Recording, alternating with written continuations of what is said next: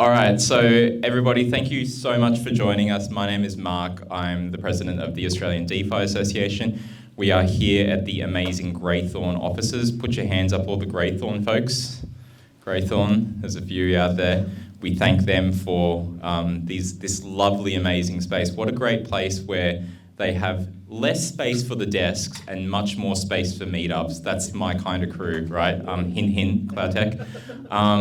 Anyway, before we begin, I'd like to begin by acknowledging the traditional owners of the land on which we meet today, the Wurundjeri people of the Kulin Nation, and I pay my respects to their elders past, present, and emerging. What we're going to do, I'm going to cross the death line, sorry. Here we go. Oh, 5, 4, 3. You see there's like that counter? Can we do it? No, okay. Oh, there we go. What happens now? Good, okay. Let's not do that. So what we're going to do, if you haven't been to one of these before, we've got a whole heap of meetup links.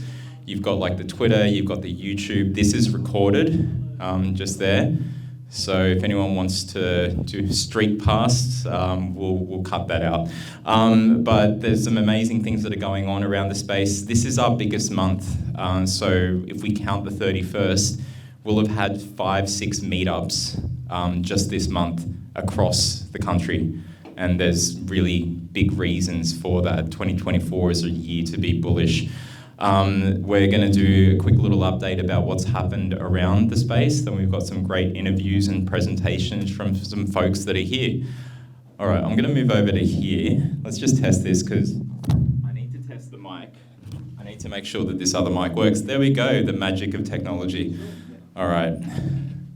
So updates, really quickly. Sponsor announcement. We've got a new sponsor. You can see them here, Cobweb Pay and Cloudtech. Liam and Rob, if you want to stand up and... Hey guys. And Ghazi and, I forget, sorry, I'm so bad with names. Shell. So we've got the Cloudtech Cobweb Pay folks here, so we'll talk to them soon. But yeah, we are putting on these amazing events thanks to amazing sponsors. Thank you, thank you, thank you, thank you.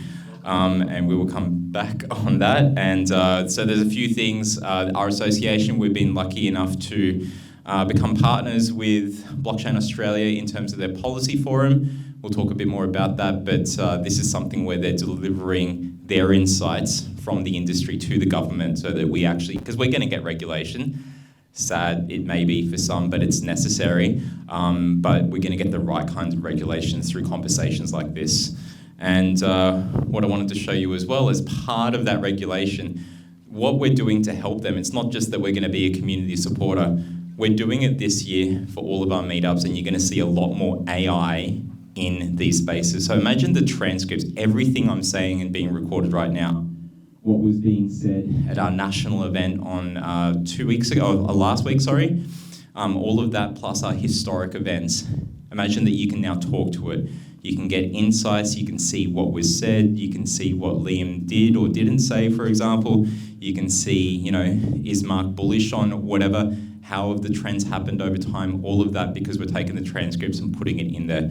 We're going to be doing that for the Blockchain Australia guys. So imagine you've got something like this. How can I help you? This is themes from the last meetup. So we actually had this online where people were talking. We grabbed the transcripts that talked about Bitcoin developments. We talked about what was happening in Perth and Melbourne, etc. Key quotes as well. Now, I haven't related that back to people, but you would be able to see that kind of stuff. So people were, it needs to be cleaned up because it's Greythorn, not grey space thorn. But that is coming. So, some of the things were Melbourne's blockchain growth. Now, I don't remember us talking about that, but we did. So this is the thing, you cannot, it's immutable. It's, it's right there. There is a blockchain element to this, and we can talk about that some other time. Innovations, that was a really big thing, especially in Bitcoin. That was our last meetup. We're going to do this at each meetup. All the meetups previously, we'll talk about what happened before. Some key quotes. We're going to have a bit of a halving party.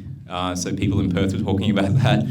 The Bitcoin space being interesting. People looking forward to being at Greythorn next week. And cool stuff happening in Perth, I think I mentioned. So we're back to podcasts, live podcasts.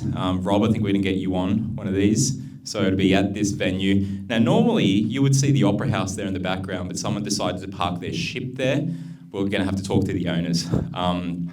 I'm here with Nick, one of the Aus DeFi co-founders. He leads up Sydney, and I'll send him down to Melbourne for his crimes every now and then.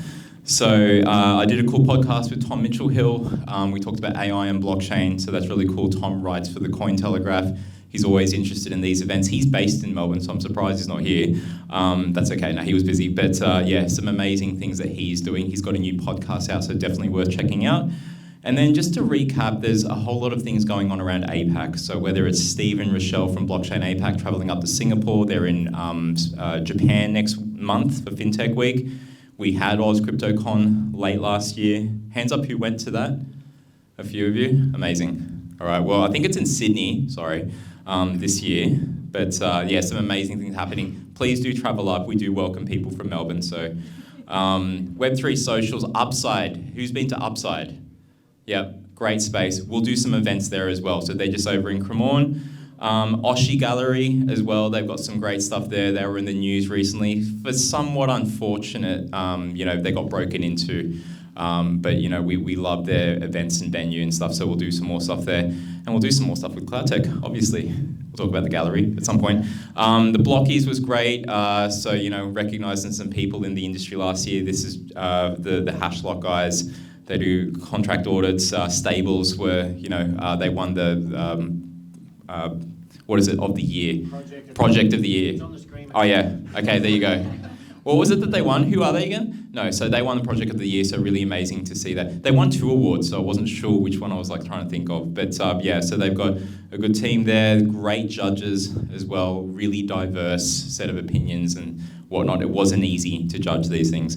And look, I just wanted to say thank you to the community, because I wouldn't have won this. It says my name, but they spelled Aus DeFi Association wrong. That's not how you spell it, but that's okay. Look, I am nothing without you guys. Our association is nothing without you guys.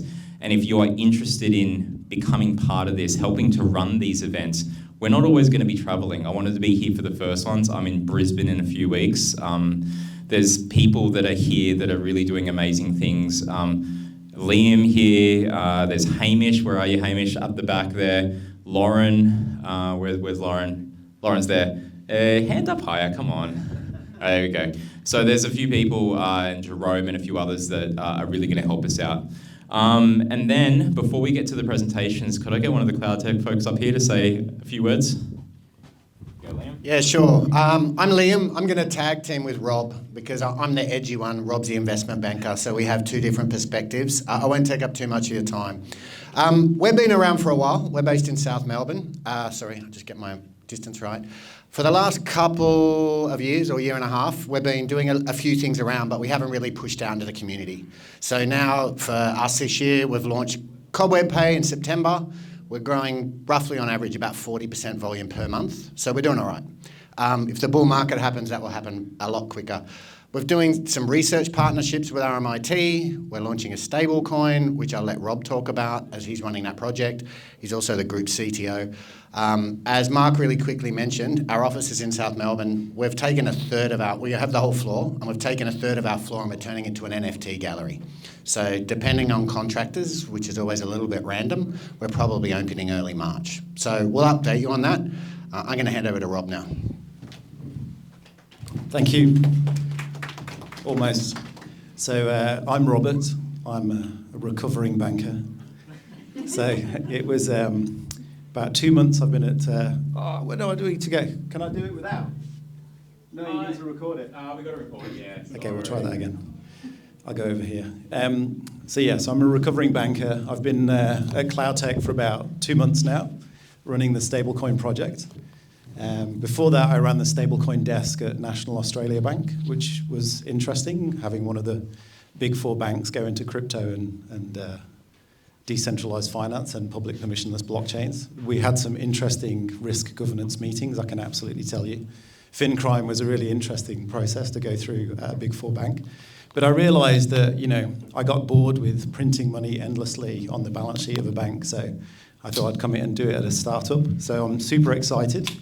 If anybody wants to talk about stablecoins and how we did it at a bank and how I'm going to do it at a startup, please come and chat to me afterwards. And we're looking for partners, because the reason I'm here today is firstly because I love Mark because he's a great community leader. I love Mark too.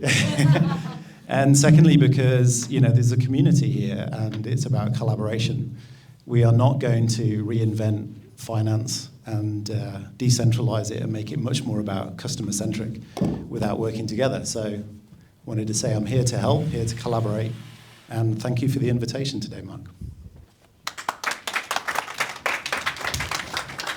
Thank you very much. We had the static cam, so we got a really great shot of like your midriff just here, which is really good. That's what I say. So let's get to this presentation. Greythorn, there's a few of you here. Who's doing the presentation, or do you want me to talk about Greythorn? If you can. No, it's all you. All right, I'm going to get behind the camera. Hi, everyone. My name is Jay. I'm the portfolio manager at Greythorn Asset Management. We've been around since 2021, 2022. Originally, I'm from Indonesia. Been in the space since 2011, but what I love to do is actually do a lot of things with regards to secondary investments. Greythorn focuses on secondary investments in terms of decentralized finance, GameFi, a little bit of their insurance, and a lot of the things that involve in DeFi.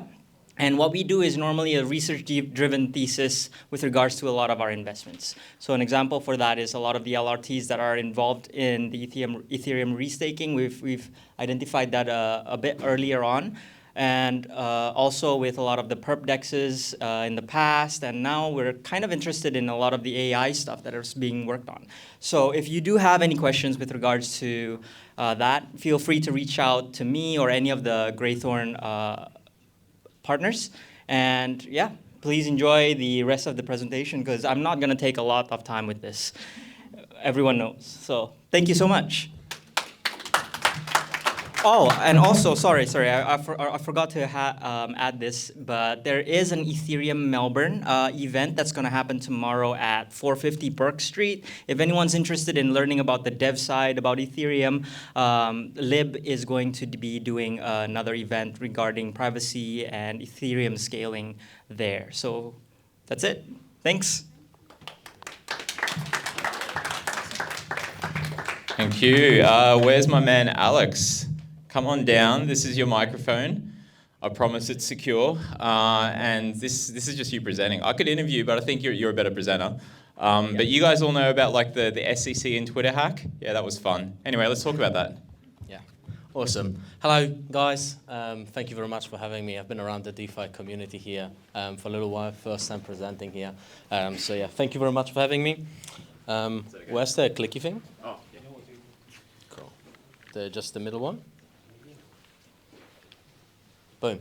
Yeah, I'm Alex. A bit of my background for those that don't know me. I've been around in cybersecurity for almost a decade now. I have a background in penetration testing and ethical hacking.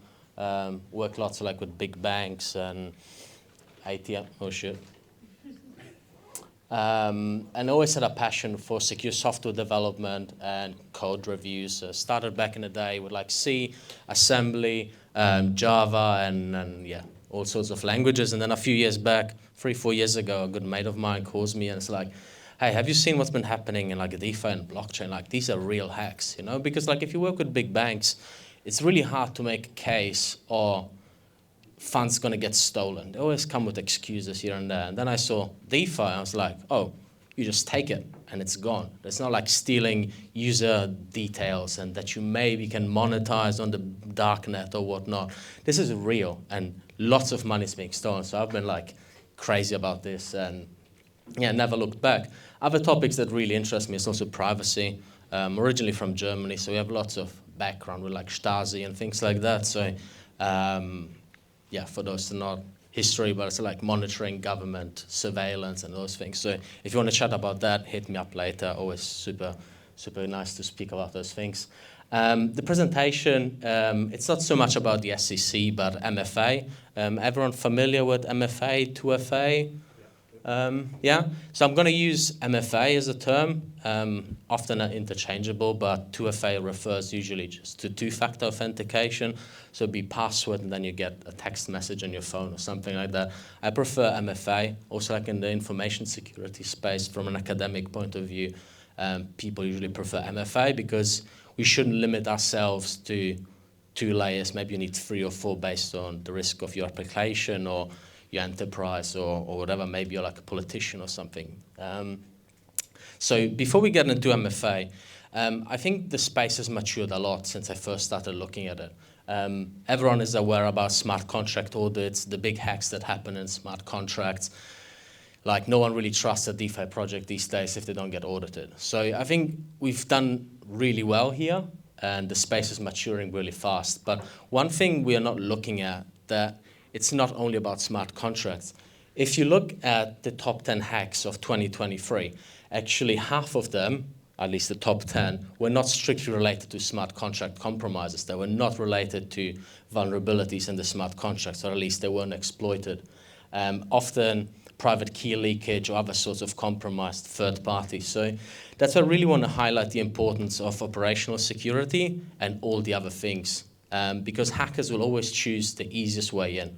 If your smart contract is really good, there might be more vulnerabilities. There probably are, but why go through these lengths if you have an easy password on your Git account, or who knows, wherever you store your private keys? But I wanted to make something that will be for everyone. Is any projects here, or how many DeFi projects? Couple. Yeah, so this is perfect.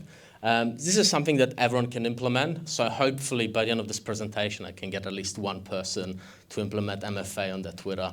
I think that would be a great success. So yeah, this happened, what is it, like a month ago or so. The SEC tweets that the Bitcoin ETF has been approved. We'll look into that. And then shortly after, oh no, we've been compromised. This wasn't true. So I understand that the SEC is not a native crypto project, but it still impacts our space and the credibility. You know, we need to have good news about the space, not always hacks, compromises, insecurity, borderline market manipulation, because the chart obviously went up, and as soon as it was presented this was fake news, that all went down. So I'm really passionate about trying to keep our ecosystem safe, that everyone can thrive, and I think once we remove these kind of things, we're going to onboard the next wave of users. So this was the response by Twitter, or X, which was really interesting. They say, yeah, blah, blah, blah, blah, blah. They've been compromised. And what stands out is they didn't have two-factor authentication enabled. For a government agency, like not having 2FA enabled, like, I don't know, I'll let you comment on that. So obviously, what did the SEC do? Blame it on a SIM swap attack.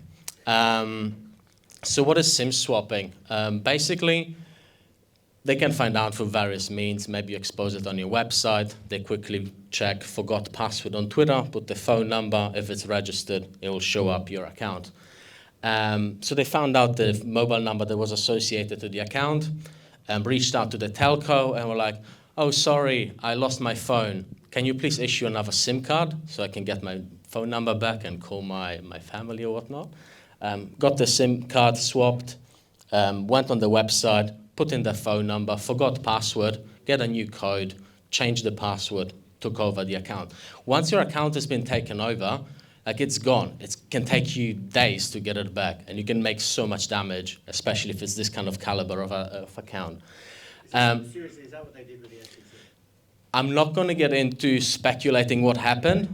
That was the official answer from the SEC. There's just a phone in a drawer somewhere of the SEC. They say assume so anyone can really do it. It's actually on the telco. I mean, we've seen what Optus is like. They struggle to keep up the service, so let alone security for these kind of things. But it's really you social engineer the operator there. You just go into your Telstra or whatever, tell I lost my phone, I need a new SIM.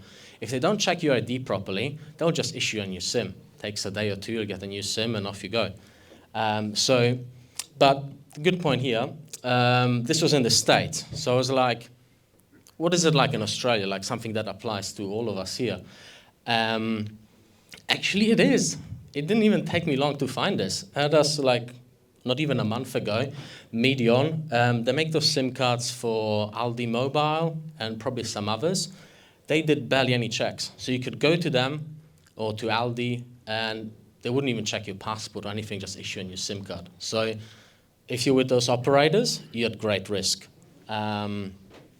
So yeah, if you want to check out the whole article, that's the link. So now just a very quick guide how everyone can secure their accounts. It's not very hard. It's just a few clicks. So first of all, I would recommend to remove your phone number. So if you register a new account these days, you need to put in your phone number. But what not everyone knows that you can remove it. So you just get into your account information, phone number, and then you get displayed remove phone number, and it's done. You can't be hacked with SIM swapping attacks anymore. I think that's something everyone should do. If you don't want to follow the steps, I'm sure Mark will publish, or you can watch the video. And then enable MFA. I think there is no real excuse for not having MFA, especially if you're a bigger project or someone that works in the space. You should have MFA on Twitter and pretty much all of your accounts. So simple again, security, two-factor authentication. We obviously can't use text message because we disabled our phone. I would recommend the authentication app. I won't vouch for any particular one, especially if you go for like the big ones. You should be fine, Google, Microsoft, whatnot. Just watch out on the on the Google one.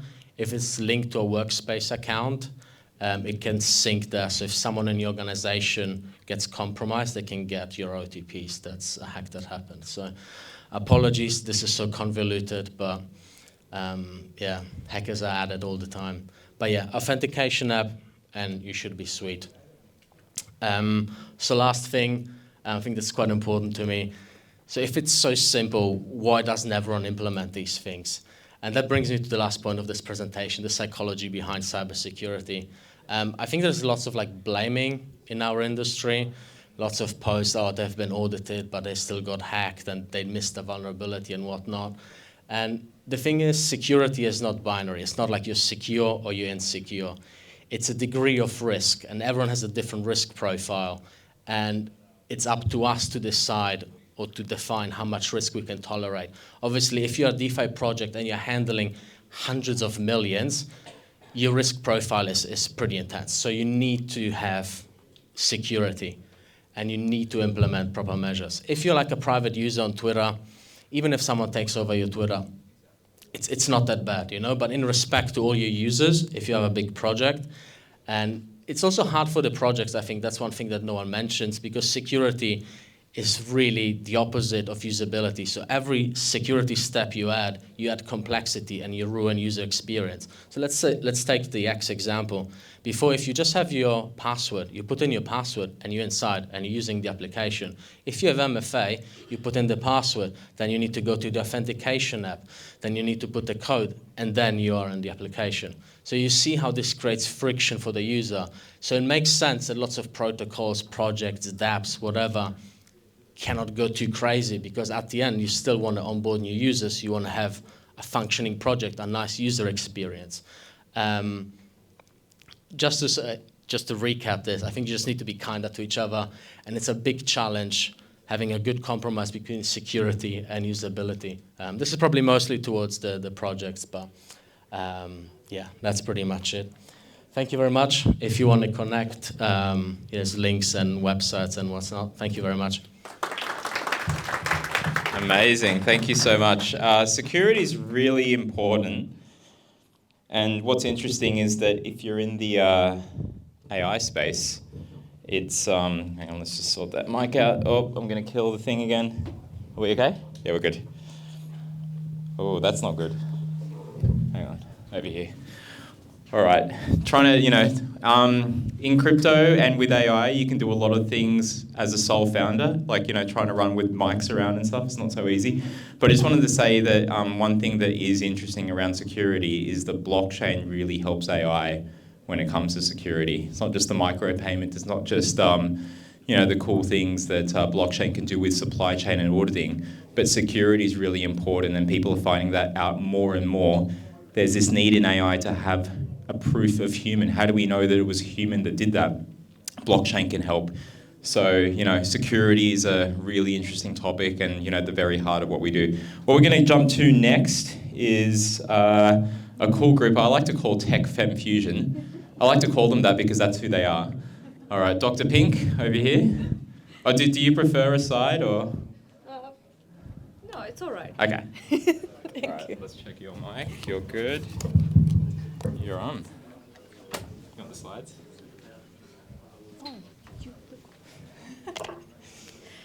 All right, thanks, Mark. So I'm Dr. Nataliya Ilyushina, also known as Dr. Pink, which is the pink part is self-explanatory. Doctor is because I've got a PhD.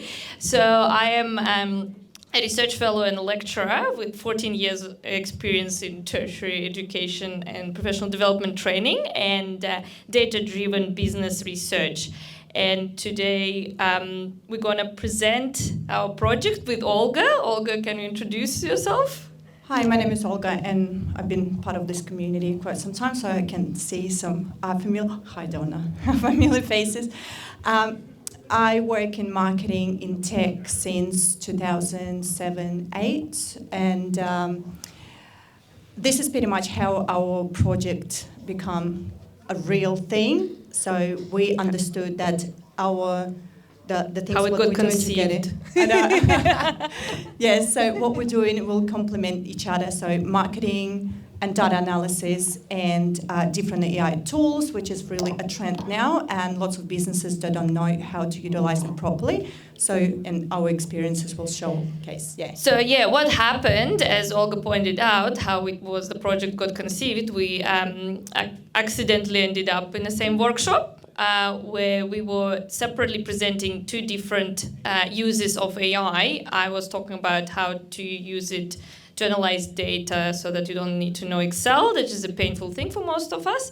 And Olga was talking about marketing tools. And it turned out there was a bit of a fight for people to attend the room because they found that they wanted to do both. And we realized that was just two sides of the same issue. And that's where we realized that there's a huge gap in the industry for upskilling business teams in AI, which is emerging tech, which not many people jump on it, which university cannot offer this sort of service because they're just unable to timely produce the content. And I'm working at university, I can vouch for that.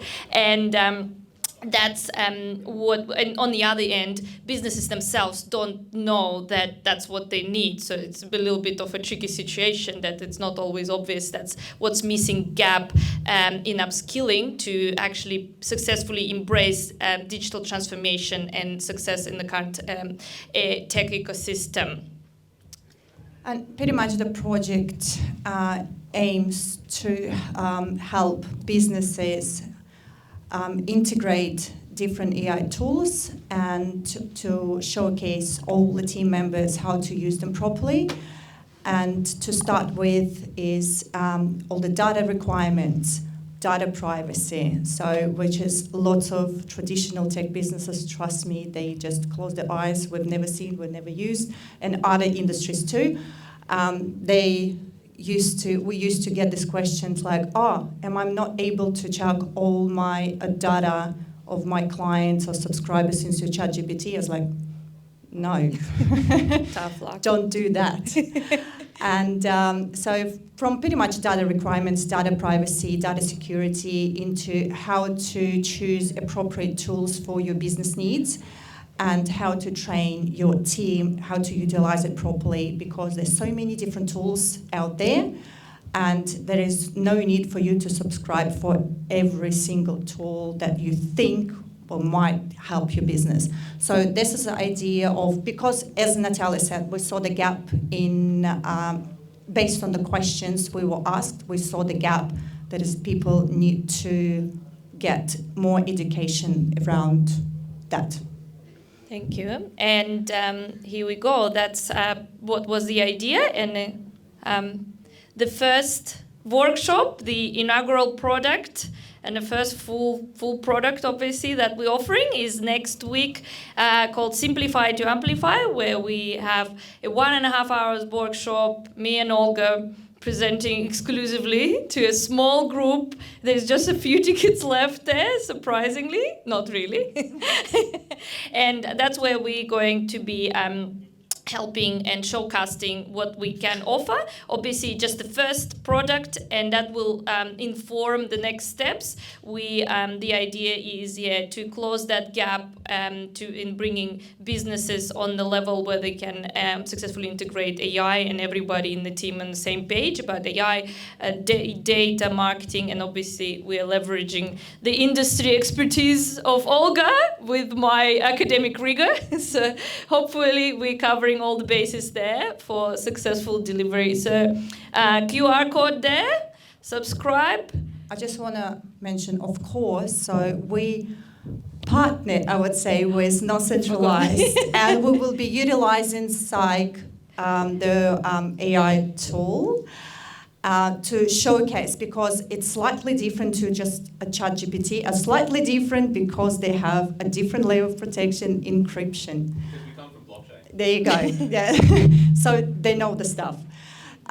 Yes, so we will be showcasing Psych and how you can use it, how, like, maybe some businesses that don't need it, and some businesses will be benefiting from this tool a lot.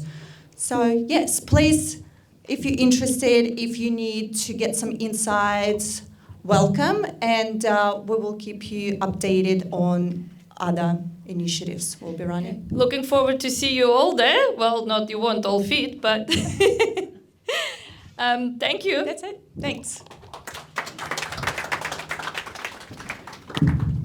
Thank you.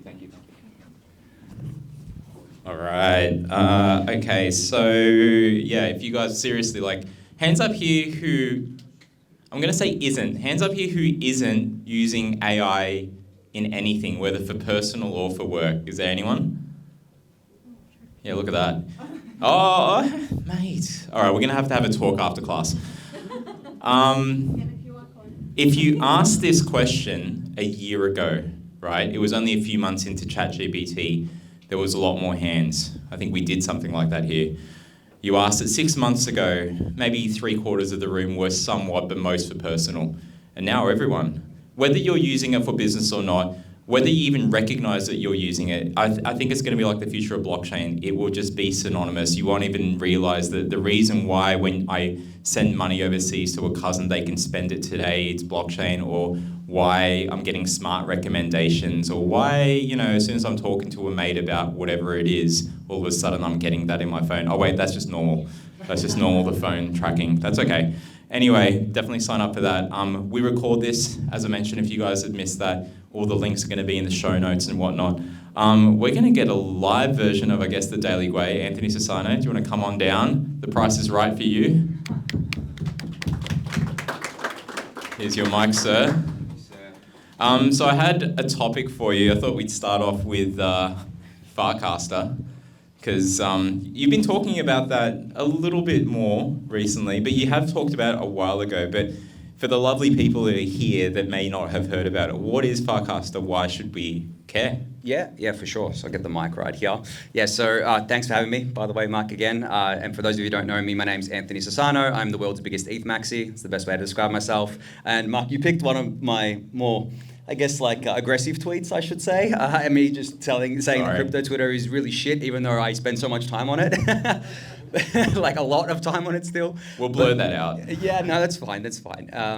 So Farcaster has been around for actually a long time now, but I think recently, over the last few weeks especially, there's been a lot of speculative activity happening on top of it, and of course with that comes a lot of attention, and that's probably why you've heard about it recently. But I actually went back and looked at when I got into a call with the founder was in November 2021, so it's been around longer than that, so it's probably been like a good 3 years now that it's been around.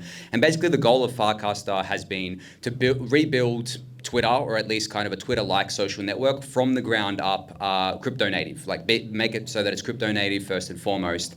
And the way that Dan Romero and his team have done this is that they've basically taken the best parts of a blockchain, the best parts of like Web 2, and created this hybrid app where Farcaster is not on a blockchain. Like there are parts of Farcaster on the blockchain or on a blockchain, such as OP mainnet or Base host a lot of the content on there, where basically you put like the social graph on there, you put like your ID registration on there, you can register with your ENS name on there. But all of the other stuff is just hosted in Web 2, like the clients that you use, whether it be something called Warpcast, that's all just based on a centralized decentralized server, Web 2, but because the social graph, the actual important part of a social network is decentralized, or at least on a blockchain, it gives you the ability to basically build multiple clients, which I think is really... So it's the true social for crypto? It's Elon-less Twitter, which I enjoy, but no, what the whole point of it was basically to create an alternative space to Twitter, because Twitter really has no competition, right? As a social network, most of the social networks don't have any real competition. Like whether it be Facebook, Instagram, or what have you, they're all pretty much monopolies in their respective kind of fields. So I think especially once Elon took over Twitter, it, in my opinion, became a lot worse. Obviously, it's called X now, but I'm still not calling it X because it's the stupidest thing I've ever seen. But it became a lot worse in that the bots didn't get fixed. Like the bots actually got worse. The scams are absolutely rampant on there. There's no content moderation. And then it became very, very political too, like extremely politicized. I think it's the first time he's actually been a proper CEO. Yeah, exactly. So, but Farcaster was being built before this happened. But I think the whole point of Farcaster is to build this thing from the ground up and then allow people to basically opt into whatever client they want to use. So originally you could actually use different clients for Twitter. There were a few out there that were really popular. Same for Reddit, same for Facebook back in the day as well. So you didn't have to use the official client or the official front end or interface that was issued by the company itself. You could use third parties. But of course, this is bad for monetization because you want people to be using your interface as the company so you can serve them more ads. So of course, these all got shut down. Reddit did it recently. So it's one of the last to fall here, which is really sad, where they didn't kill it, but they basically priced the third-party developers out. Whereas with Farcaster, it's basically gone the opposite direction and said, hey, Farcaster's the protocol, and now let's build all these other clients on top of it. So there's a few different clients. Warpcast is the most popular one, built by the founding team. There's Supercast and Yup, it's called, and there's a few others out there. But the magical thing is that you could actually just run it locally yourself. So you could build your own client locally or just fork someone's client and run it locally yourself and still tap into the same Farcaster network as everyone else, but that client is yours. Like you can't get censored on there. You can basically moderate it how you want to. You can choose what you see and what you don't. You can choose kind of like what communities you want to be a part of, all that stuff. So I think that's the most interesting thing about it. And it mirrors basically what we already have within crypto. Like for example, with Ethereum, Uniswap as the perfect example here. You can use the official Uniswap interface, or you can use any other third-party interface, and there's potentially hundreds of them at this point to access Uniswap, because Uniswap is a set of smart contracts on Ethereum, which is decentralized, and then the clients or the front ends can be centralized or decentralized to access this. And that gives you censorship resistance guarantees, it gives you choice, it gives you user agency, and this is actually how the internet started to begin with. And because over the decades, obviously monetization took, precedence over everything else, and because we didn't have crypto or blockchains for a long time, until really, we've had it since Bitcoin, but I think like over the last few years, it's become actually workable to build things like this. We can now build these things. We can now actually, build the original vision of the internet, because the internet was not supposed to be just a bunch of monopolies serving us ads. Like that is the worst version of the internet. So that's why I'm most excited about Farcaster. But right now, I do want to caveat these things with a couple of things. Right now, it's going through a phase where there is a lot of speculative activity on there. Because it's crypto native, essentially what you can do is you can basically just issue NFTs and tokens natively within the app, and then people can just like click a button and not even have to sign a transaction. You just click a button to like mint this NFT or kind of like get this token, and that's obviously brought with it a lot of speculative stuff. Is there airdrops yet? Yeah, basically, yeah, a lot of that stuff, right? So that's what's happening right now, and that's why you've been hearing about it a lot more. But the people make comparisons between Farcaster and another crypto native social network called FriendTech, which I guess was like a flash in the pan. But the difference is that FriendTech was built speculative first, where essentially it was just basically glorified paid groups on a bonding curve, which means that the more people that bought into that group, the more expensive it was to buy in. So it had like a ceiling about of adoption basically, and it was very speculative. Whereas Farcaster did not start off like that. It has a lot of speculative stuff going on right now, but it started off with that mission to create a decentralized version of Twitter, which is actually underselling it, but I think it's the best kind of and easiest way to explain it. But I think as well, a lot of people are getting on there too because they're like seeing everyone talk about it on Twitter, and they're like, oh, I got to get on there because if I'm early, then maybe I'll get an airdrop from the actual Farcaster protocol, right? Because we don't know if that's going to happen or not. But my rule of thumb in crypto is that if a project exists and doesn't have a token yet, you can pretty much guarantee it's going to have a token at some point. right? I mean, I think that's been true for 99.9% of projects. So people are doing that. And then what's even funnier is that people are speculating on things like your Farcaster ID, which is a unique identifier associated with you, and they're actually selling their low number IDs on a secondary market. Now, what crypto people can't resist tears. Exactly. It's just speculative mania. So like if you had Farcaster ID like under 1,000, for example, obviously that's going to be worth a lot because, you know. But what I find funny is that if there is an airdrop and they airdrop more tokens to people with low Farcaster IDs and someone sold their ID for like 1 ETH and now the airdrop's worth a lot more, you get screwed, right? So yeah, there is a lot of speculation, but the quality of the conversations are really high. There's a lot better filtering as well. Like there's this concept of channels where you can go into the Ethereum channel and then you can see all this Ethereum related stuff, and the moderators of that channel can actually remove a lot of the garbage. So it's kind of a hybrid between Twitter and Reddit in that regard, where Reddit has like subreddits with admins that can remove just like garbage and spam, whereas I guess the main problem with Twitter is that there's none of that. All the spam and things that have to be removed by Twitter's team. No one can remove that. But to give Twitter some credit here, I think the best thing they still have is community notes. That's great, and that's because it's community sourced, right? It's community enforced, not enforced by some centralized company or by Elon himself deciding what goes and what doesn't. So that, in a nutshell, is why I'm most excited about Farcaster. If you're not on there yet, highly recommend getting on there. Not because you're going to get an airdrop or anything like that, but just because it's a fun place to be right now. But it remains to be seen if it remains that way as it gets bigger. Obviously, things start to break at certain scales because of just the nature of scale. But I'm pretty confident that with the multiple clients being able to access Farcaster, and also with the fact that there are different kind of like channels and moderation policies and stuff like that, we can basically, I guess, fix a lot of what's wrong with Twitter and prevent it from happening on Farcaster. If anyone wants some of my friend tech tokens, I'll swap you for some Sassano tokens. But does anyone have any questions on this? Because we're on social media a lot, and you know we're very happy to use centralized things. Of course, come up around. If you want to come up here, or we can, yeah. Oh, this is a very quick one. Go ahead. What's your take on Mastodon? I think that was like starting to move people from Twitter. Yep. But is it dead? Like, I'm not too familiar with the underlying architecture of it. I do know it's a federated system, right, where essentially the person that created the instance of a particular thing, they have complete control over it. I think that's a reason why people don't like it. But also the UX, from my experience, I think I used it a while ago. I don't know what it is today. It wasn't great. And there's actually another crypto native social network called Lens, which was built by the Aave team. And again, the reason why I don't think that's taken off either is the UX. Farcaster is dead simple UX. Like, it is not a traditional crypto product, basically. It uses crypto under the hood, but it's not a traditional crypto product where there's all these hurdles. I mean, you were talking about them just before. The more hurdles there are, the more friction there is, the less users. I think that's what Farcaster did right. It's just very easy to sign up. There is some issues with it where you actually have to sign up via mobile and with an email and stuff, so privacy concerns. But again, as you said, like, you have to have that there for the ease of use for these applications. You have to sacrifice some, I guess, ideals and principles to allow this to happen. But yeah, I think that's why Farcaster has so far succeeded where the other ones haven't. Yeah, sweet. Any other questions on FriendTech, Farcaster, anything like that? You mentioned something there. Anyone? Or okay. You're full of questions. I love it. That's why you're in marketing.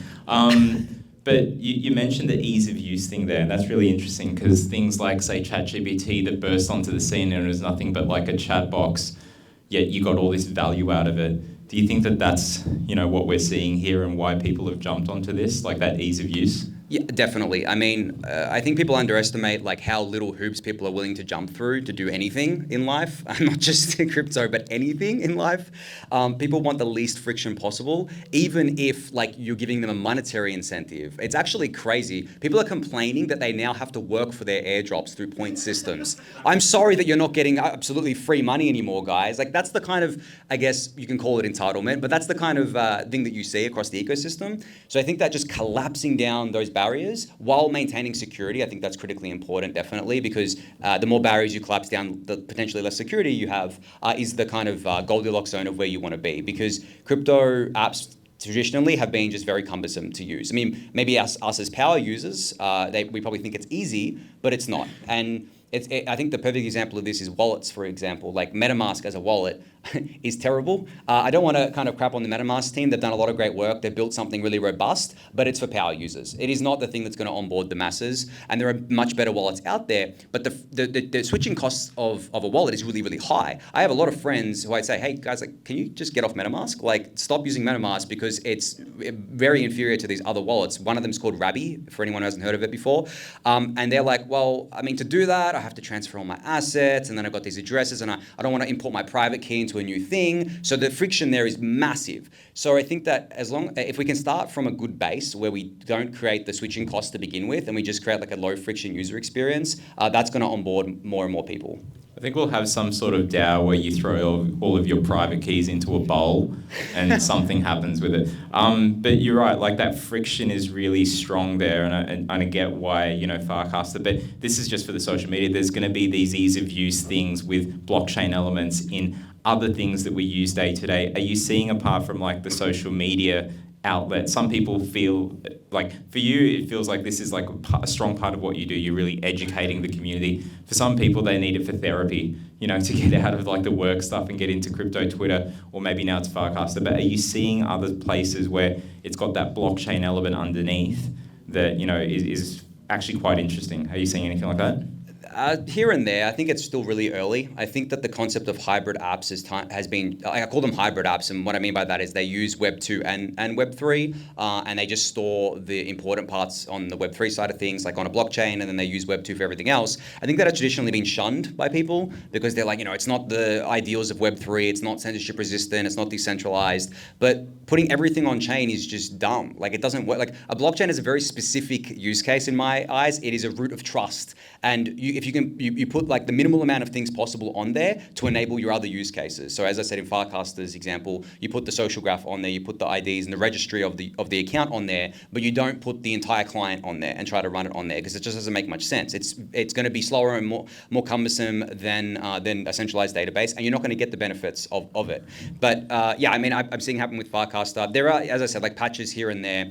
Wallets be simplifying a lot as well, and I think that the North Star should be to replicate what happened with like mobile apps, where it's 1 to 2 clicks to do anything, while maintaining that kind of security as well. Because obviously, when dealing with money, it's very hard to do 1 to 2 clicks to do things without sacrificing security. If you just allow someone to basically click a button and then they don't actually see what they're doing, see what they're doing on chain, then they don't know if they're sending money to some scammer, for example. So people are saying, we have to eliminate that kind of pop-up. I was like, how are we going to eliminate that? Like, you eliminate that, then basically these people are going to get scammed left, right, and center. Because even if you have that pop-up, you can still get scammed. It's like that Bitcoin. Who saw Netflix's show Bitcoin? Anyone? A few of you? Definitely check it out. The one they did there, they convinced this South Korean company that they actually had a legit on-chain app when all it was doing, and people were putting money into this thing and they were getting money out. They're like, great, look, it works. It's, crypto, and then I can take it out to fiat. It was all fiat the whole time. There was no crypto at all, but it's just because all of this front-end stuff. But it's extremely easy to get scammed in crypto because, crypto inherently is already very alien to people. And as soon as someone tells them, hey, buy this thing and you'll make money, like in their head, they're like, oh yeah, I got to do this, right? And it's not just a crypto thing. Like financial scams have existed for a very long time. And the banking sector is going through it, especially these days, a lot more, maybe not a lot more than crypto. Crypto is pretty bad. But yeah, and I think at the end of the day, the only way to prevent that is education, because you can put in as many controls as you want, but the weakest link in any system, any security system, is the person. And I can attest to this. I got phished recently for the first time ever in crypto, the dumbest fucking way possible. Sorry for swearing again, but the dumbest way possible. I got phished. I lost 80,000 Australian dollars. So yeah, not a small fish, by signing something I shouldn't have. And like, I've been in this space for 10, 11 years and I still got phished. And it was the first time ever. No one is safe. Was it the one where, because I know that there was one where you always check like where the email's coming from. It's like, there is no such thing as blackrock@gmail.com. Maybe, but it was one where I believe they hacked the actual DNS provider and were able to replicate themselves as coming from de.fi, like it looked like a legit. Was it that particular one, or It was even dumber than that. Okay, sorry to hear. I'll just give it the TLDR. It's actually related to Farcaster. So Dan Romero, the founder of Farcaster, got hacked on Twitter. He posted a phishing link. I thought it was legit because it was midnight and I wasn't thinking straight. I was like, oh yeah, I'll do that. And I went on there and I clicked. It was so stupid. Like the amount of red flags that I ignored. I didn't even know what I was doing. I must have been like just so tired. But I clicked through it and I'm like, yeah, whatever. And then I signed something, and then my OP, it was the OP token, $80,000-ish worth, more now because OP's gone up a lot. Unfortunately, got fished, and I was in disbelief at first. I was like, surely not. Surely I didn't fall for the stupidest fucking fish in the world. Sorry again for swearing. No, it's I okay. didn't do that. This is a swear open zone. Surely I didn't fall for that. But of course I did. And for someone like me and for someone experienced, it's kind of a disbelief stage you go through, I think, where you're just like, I can't believe I just fell for that. And I had two options then. I was like, do I tell people about this on my show, which I did, or do I keep it to myself? Obviously, you can see it on chain because it's actually under my ENS, sassel.eth, so it's literally public. But I was like, well, why would I hide it from anyone? I don't think it benefits anyone to hide it. Like, yes, it's an embarrassing thing for me being so experienced, but it actually shows you that anyone, no matter your experience, this can happen to. And as I said, it's my first time ever being fished. I avoided everything. I avoided all the blow-ups in crypto. I never lost money on centralized exchanges. And I'm like, I fall for the dumbest thing ever. Like, so it's just a warning to people that you have to be hyper vigilant. And yeah, I just wasn't being at that time. We're human, mate. And thank you for your sacrifice for the ultimate lesson, because the guy swapped it to ETH as well, the scammer. I'm like, oh, you had to rub it in even more. Like that, I was eventually going to do that. Well, I was going to say, speaking of ETH, I was going to jump to the ETH outlook of 2024 next. I'm just going to check the slides. I know we've gone a bit long on time. No. We have free time. I've made time for you, my friend. So, hands up who watches the Bankless podcasts. A couple of people here. It's great. Like it's my rundown, apart from watching the Daily Way. And you know, these guys, they're decentralized. They're sitting in different places. Who was it? Ryan, Sean Adams, and David. So they're there at the bottom too. And I can't remember who the others who were. It was Jordan and someone. Yeah, Mike Ippolito from Blockworks, and yeah, Jordan, who works at Mantle, which is Ethereum L2 now. There you go. And this was not that long ago. It was only in January that you guys did this, was it? Oh, we did it like Christmas time, but it released in like January. Yeah, we did it around Christmas. Yeah. As you said, you're an ETH maxi, the biggest one here. If anyone wants to challenge that, we'll have a little pit outside and you can battle. But can you tell, what was the show like? What were some of the views that you might have had and the others? Was there anything, interesting you want to share? So this is one of my favorite podcasts I've ever done because of the fact that Mike and Jordan, they're not your traditional ETH bulls, right? So previously I had done these podcasts on Bankless with David and Ryan, of course, who are very similar to me in their ETH bull kind of case and thesis. But I did them with people like, I don't know if anyone have heard of them, DC Investor, Eric Connor, Cyrus Unessi. So these are all very similar bulls to me. We have the same thesis. We've kind of known each other for a very long time, and we formulated this thesis on together. Whereas Mike and Jordan have different theses on things and different views on things. So for me, it was really interesting to see that we were all bullish on ETH, but for really different reasons. And they were bullish on ETH for reasons that like I am also bullish on, but not like I don't give it the same weighting as other kind of reasons. And they all had good arguments as well. So I think that the main thing we all agreed on is that the most bullish thing for ETH and for really any asset in crypto is if they're a money or a store of value. And I think we have enough evidence of that with BTC and ETH being the two most valuable crypto assets by far, that and over long periods of time too, going through multiple cycles and recovering and holding their value really well. That's what we all agreed on. But we kind of not disagree, but we differed in our thoughts on how that actually happens. Like, how does ETH increase its monetary properties, its store of value properties? How does it increase its network effect, which then feeds into that? And we touched on topics like restaking, which has been a really hot thing recently. We touched on things like layer 2s using ETH as like the money of their ecosystem, as their gas token. Staking just generally, the ETH ETFs and institutional adoption of it. But yeah, we all came from kind of different angles, but we all kind of settled on, yes, like we're really bullish on ETH for the long term, not just for like a cycle, but like for multiple cycles for decades to come, for such and such reasons. So I could go into any one of those, no matter which ones you want to double click on, but yeah. Oh, I was going to ask as well, some people do this in their research, whether it's in finance or in science and academics and stuff, but they've got their view, their hypothesis, and they try to prove the null hypothesis or the negative. Have you ever done anything like that? Maybe not on the show, but like, being bullish on ETH, you're well aware of like the things that we need to do to improve, but Do you do that kind of stuff yourself? Like, are you looking at things where we need to still do these things to improve, to get it either to mainstream or to plug these gaps and to not get scammed 80,000? Yeah, that kind of stuff, you know? Are you asking me to be bearish on ETH? If you were to be, but then, I mean, the thing is, when you know more about it, like you might think that this is a bearish argument that people that want to FUD might say, but here is the counter to it. Do you ever think about that kind of stuff? So all the time, of course. Like, I don't think any good investor doesn't think about this. Like, you have to. But it's not just from the investment side of things. Like, for me, you know, I've said multiple times I don't plan to sell my ETH ever. Like, I plan to just give it to my kids. Like, I don't care. It's just all solo staked, and I'm happy having it sit there. But I look at it from just like a kind of intellectual kind of capacity, where I'm just, okay, what has to happen for ETH and Ethereum to fail? And I guess the TLDR of my thoughts around this is basically that if it stops evolving, if Ethereum stops evolving and stops moving forward, that's what kills Ethereum. That's what kills Ethereum. That's what basically makes it irrelevant, and that's what basically makes it open to, I guess, be overtaken by these other ecosystems, which are there, right? They're at the gates, right? They're not staying quiet. Ethereum has a lot of competition. Like, I'm not blind to that, of course. That's actually bullish. Nah, I'm joking. But It's all right, it wasn't on the mic, so we won't get picked up on the show. No. So that's the way I think about it, because it's the same for, I think, everything in life, right? I mean, even in like nature, if you want to go abstract, as soon as something stops evolving, it dies, it goes away, it goes extinct. And that's basically how all of the universe has evolved for billions of years, right? And formed. So the same is, I know it's getting very abstract, but I think about it in these ways. And that's the same is true for an ecosystem, which is what Ethereum is, which is what Bitcoin is, which is what, Solana is, as Ethereum's biggest competitor, I think it's fair to say at this point. So I think that as long as Ethereum keeps evolving, and I see it keep evolving, and I see ETH be at the center of that as like a money and store of value, then I'm bullish. But if that stops, if I ever see that happening, if I see people leaving Ethereum for other ecosystems, if I see people tuning out of Ethereum and saying, I'm not excited about this anymore, nothing's happening here and stagnating, that's the bear case, really.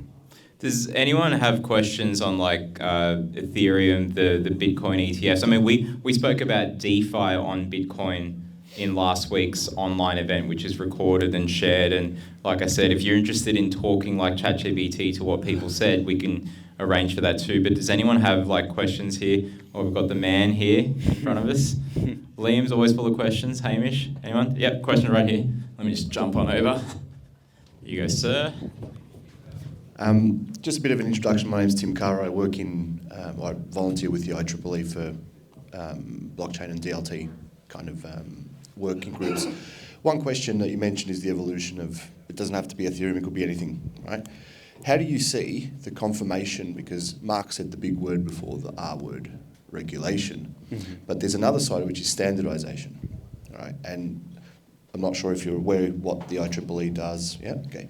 So how do you see the standardisation coming into these best practices, and how far along do you think that it's actually going towards a path where some of these chains or different coins will start adopting things like ISO 9001, ISO 27001, 5500 for asset management? Just a thought on that. Yeah, so within the crypto ecosystem, and I guess specifically Ethereum, we already have a lot of standards that basically just emerged on their own through community consensus. So the token standard on Ethereum, the most widely used one, is called ERC20. So ERC stands for Ethereum Request for Comments. It's very similar, I think, to the work that that goes into like RFCs within the traditional Web 2 space. So this is a token standard that is used because it gained a network effect, basically. And there is not really a maintaining body around it because it doesn't need to be.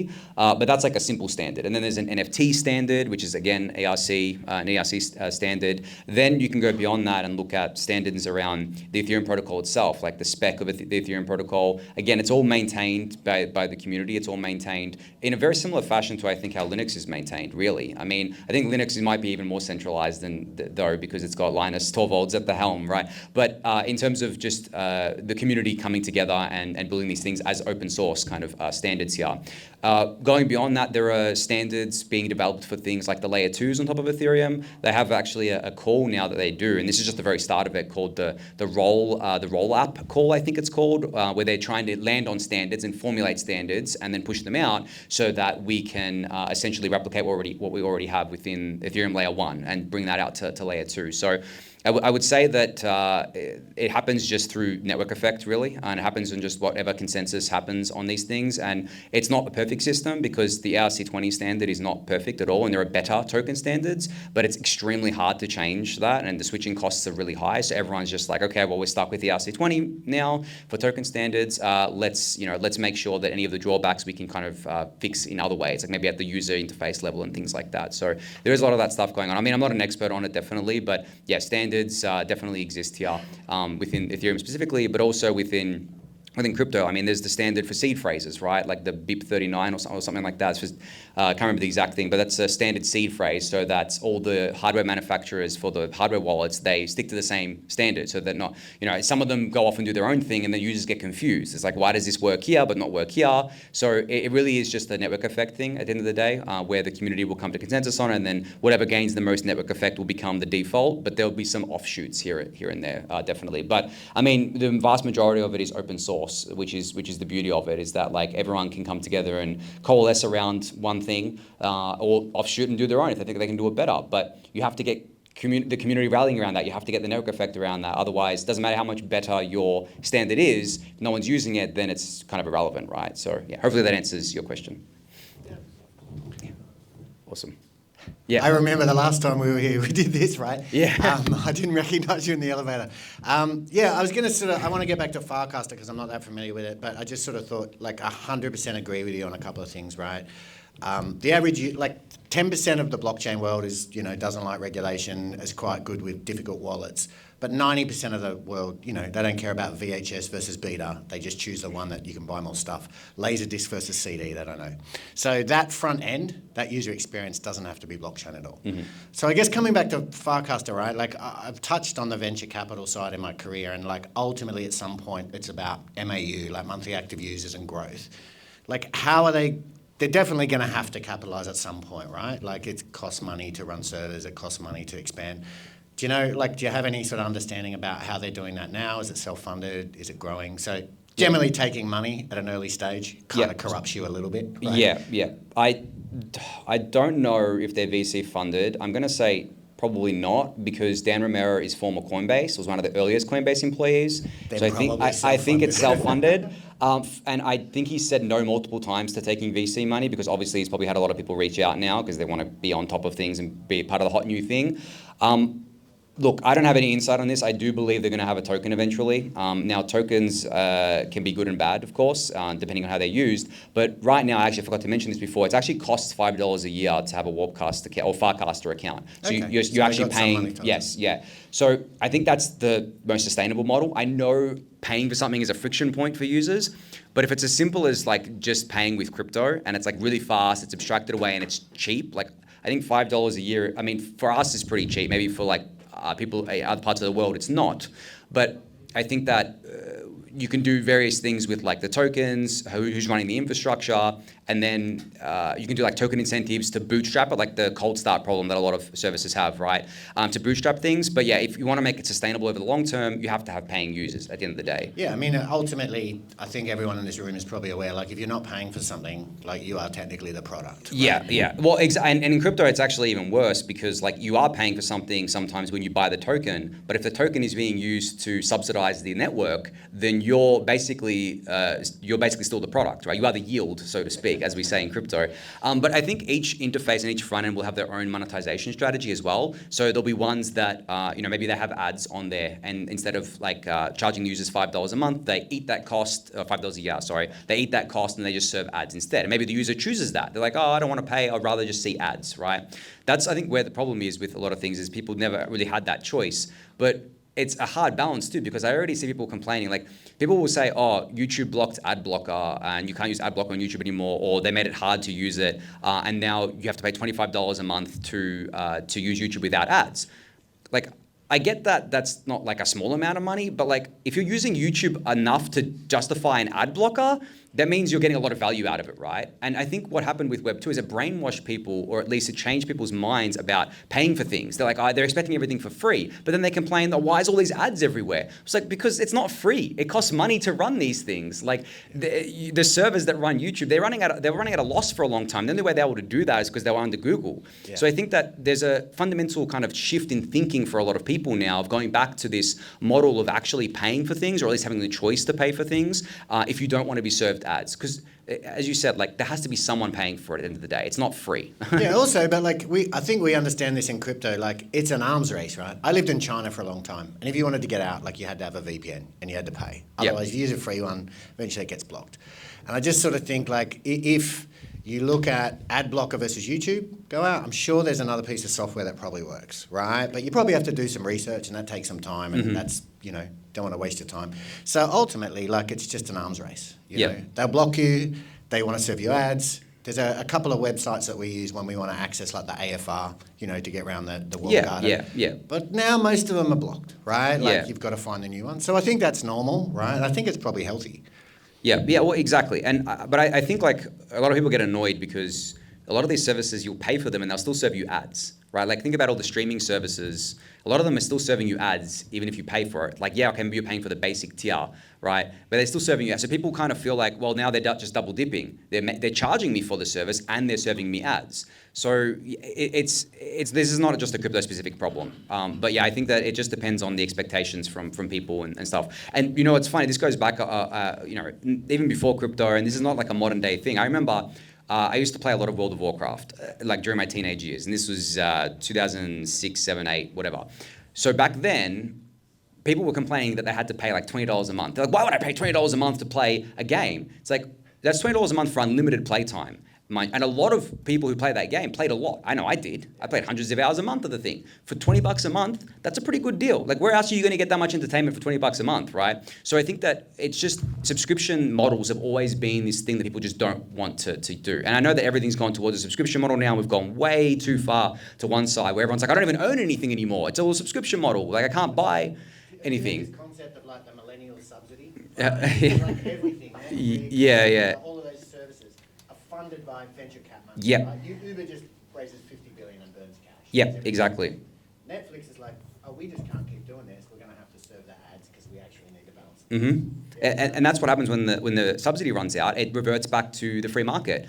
And that's why Uber is basically the same price as a taxi now. It used to be, Uber's so much cheaper. It's like, yeah, because the venture capitalists are funding it. Like, and I think that's a thing that most people don't understand because it's not in your view, right? That's not something you're paying attention to. It's not part of your everyday life. You see something that's cheaper, you're like, it's cheaper, I'm going to use it. And then you just look a little bit under the hood and you say, okay, well, someone's paying for it. It's not necessarily cheaper.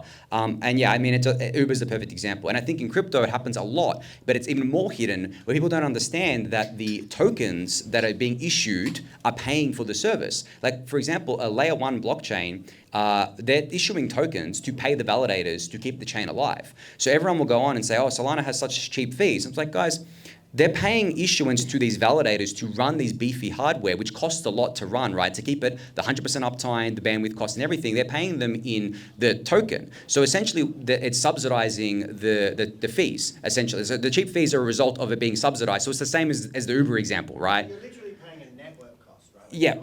Yeah. Like Facebook got the 800 million users and didn't have a monetization strategy. Mm-hmm. And then they were like, 800 million users, that's exactly. So, buy Solana, yeah. in the Solana network, Yeah. increase the price of the token. But that's the thing, like that's the strategy, right? Which I'm not going to say isn't going to work, but the thing is most of the time it doesn't work, and most of the time users don't understand this. And it hasn't worked for a lot of networks out there. I think there's only been very few that it's worked for over the long term. Most of them just, the price actually just goes down only, especially the proof of work networks, besides Bitcoin. All of the other proof of work networks, their native coins are just have not been great investments because essentially you're printing to miners who have costs and then so on and so forth. So yeah. Hello. Hey.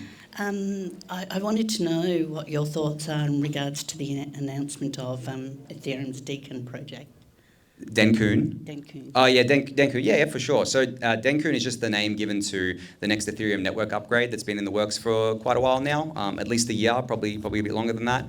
So that's going live hopefully next month after about a year of kind of core development there.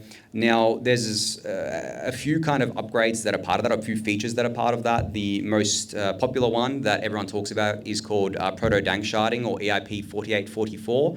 So what this does is it basically creates a new market for layer 2s to use on Ethereum. And that what that does is it basically lowers the fees for these layer 2s for end users. So that's why people are excited about it, because we now have even cheaper fees on layer 2s. And I mean, there are other kind of EIPs of part of Denkun, but they're more specific to kind of, I guess, developers, more specific to the network itself rather than user-facing. But the final testnet fork is actually happening in like a couple of hours or something, which is nice. Yeah, and then on tomorrow's all core devs call, where all the core developers meet, they'll decide on when they want to do a mainnet date.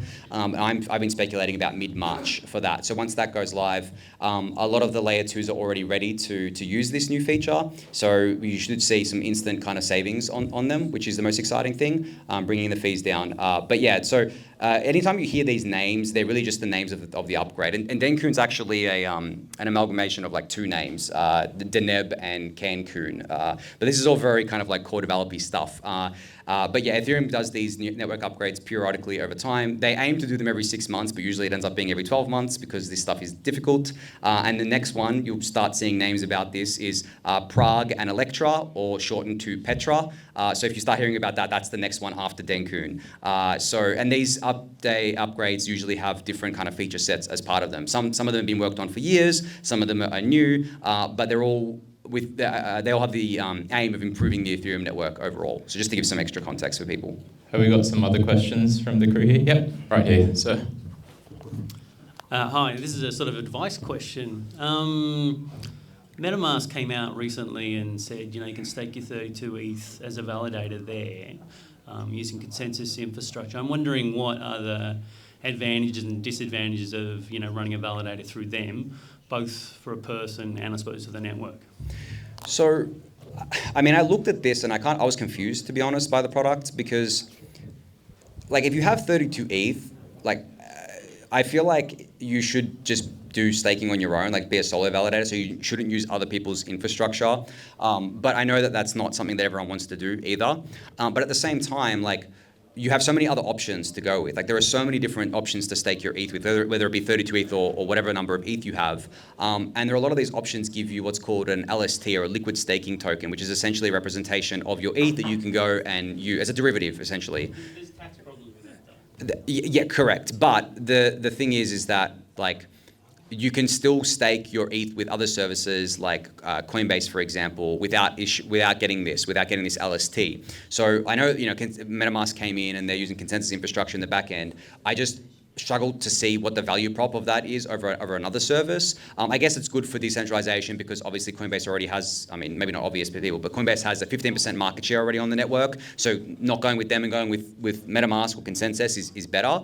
But I just thought it was a bit of a weird product, because usually when people bring out staking products, they don't require you to bring 32 ETH. The whole point is to open staking up to a obviously more diverse set of people who maybe have 1 ETH or 0.5 ETH or something. And then, but the LST thing definitely comes with a lot of tax issues, especially in Australia, where our tax stuff around crypto is a complete mess right now. Where essentially, if you swap your ETH for this LST or you mint it, it's a disposal, it's a CGT event, and then you owe tax on whatever the difference was of when you bought the ETH, which is a drawback. But there are other services out there that will let you do these things without let you spin up things without having to mint this LST or get one of them. But yeah, I mean, I'm not going to say that I think the product is bad that MetaMask brought out. I just looked at it and I was just like, what is the unique value prop here? Do you see it as decentralized compared to the Coinbase option? Well, it's the same kind of setup where Consensus is a single entity. They control they're the node operator essentially. They control the validators that the 32 ETH is being staked on. It's the same thing as Coinbase. Coinbase is a single entity. They control all the validators that 32 ETH is being staked on.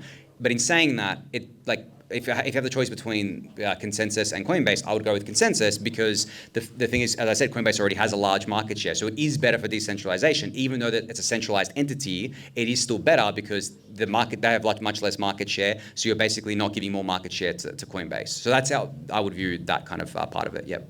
Oh, awesome. Thank you. Awesome. Other questions, folks here around the room? When Ethereum ETF? So the Spot Ethereum. The Sorry. earliest it can probably happen is May 23rd, which is the first final deadline for the issuers, which is Van Eck. But I think at least half of them are in that week of the 23rd of May. So you have not BlackRock. BlackRock's in August.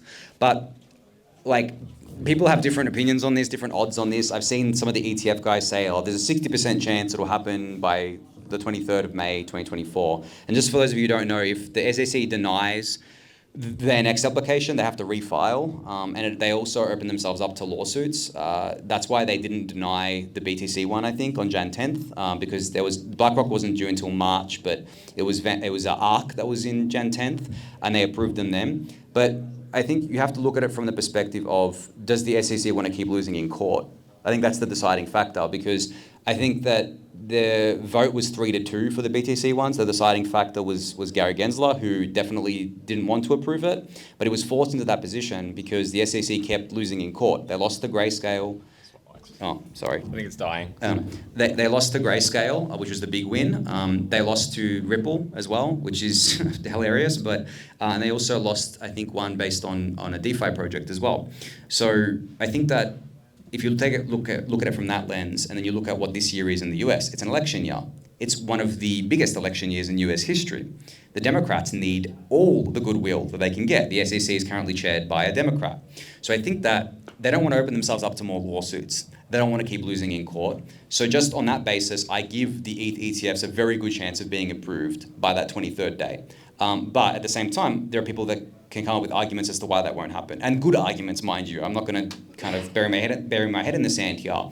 But I do think that just based on those factors and a bunch of other factors, like the fact that, I don't know if anyone else has noticed, but Gary Gensler used to call Ether security all the time, and then he stopped 6 to 9 months ago. He used to teach blockchain. Yeah. I mean, but Gensler's a puppet for Elizabeth Warren, who listens to Biden and the rest of the high-ranking Democrats. It's all a shit fest of a game. I hate politics, but if you look at the actual politics, as I said, like, the SEC can't afford to keep losing and keep kind of being made to as an embarrassment, basically, because it reflects really badly on the Democrats. Republicans use that to attack them with. Democrats lose support, potentially lose support, but yada, yada, yada, right? So from that perspective, I think that they will get approved, but begrudgingly. Because if you saw with the approval of the BTC ones, the SEC, I don't know if it was Gary Gensler or just the SEC as an entity themselves, they actually gave an opinion on the product. They said that we don't believe this is a good product. You're not supposed to give opinions on these things. Gensler.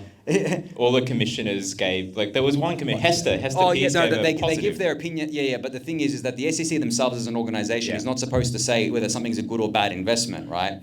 But they did for this because of the fact that I think that I don't think this is a conspiracy to say this, but if I'm imagining a potential scenario in my head, Elizabeth Warren and Gary Gensler had, a chat, and she's just like, we don't want to approve these things, but, so I think from that perspective, if you take that perspective, it increases the odds. But we won't know, probably next few weeks, we might start seeing some movement, because with the BTC ones, the reason why people got really confident in it is because they started seeing movement between the SEC and the issuers, where they kept going back and forth, doing the paperwork, so to speak. So I think the same is going to happen with the ETH stuff there. But that's my general opinion on it. But as I said, good reasons for it to be denied, in that maybe they just don't want any more crypto ETFs because they think that approving ETH would open the floodgates to everything else, which I don't think is the case, but maybe they think that.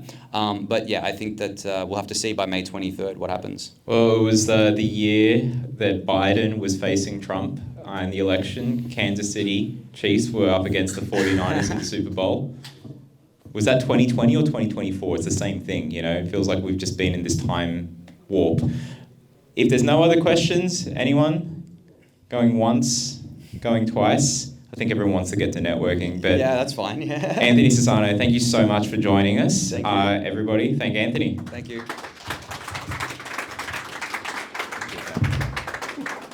Yeah, it is. Thank you. All right, final announcements. Usually I'll put some stuff up here, but it's really just networking. And if you want to get our links and stuff, scan the QR code. Remember to thank our wonderful hosts for those that were latecomers. Where's the Greythorn folks? Hands up, Greythorn. And the people that have volunteered to help out in Melbourne. Lauren, Hamish, Jerome somewhere. And our lovely speakers. So we just had Anthony. We had the Tech Femme Fusion Tech Femme Fusion, and we had Alex here talking about security, and we had the Greythorn guys as well, and we had Cloudtech. Cloudtech are still around somewhere. Yeah, okay, one from Cloudtech. There's others floating around. But anyway, thank you all for coming. We're just going to do some networking now. There's still food. There's plenty of food. There's still pizza boxes unopened. There's still drinks that are unopened. We're going to do this again next month. We do it very last minute. We figure it out the month ahead. I think we need to do some pre-planning and schedule a few of these in advance. But Aus DeFi is back in Melbourne. We're going to be doing these monthly events. So we'll hope to see you soon. And thanks for coming.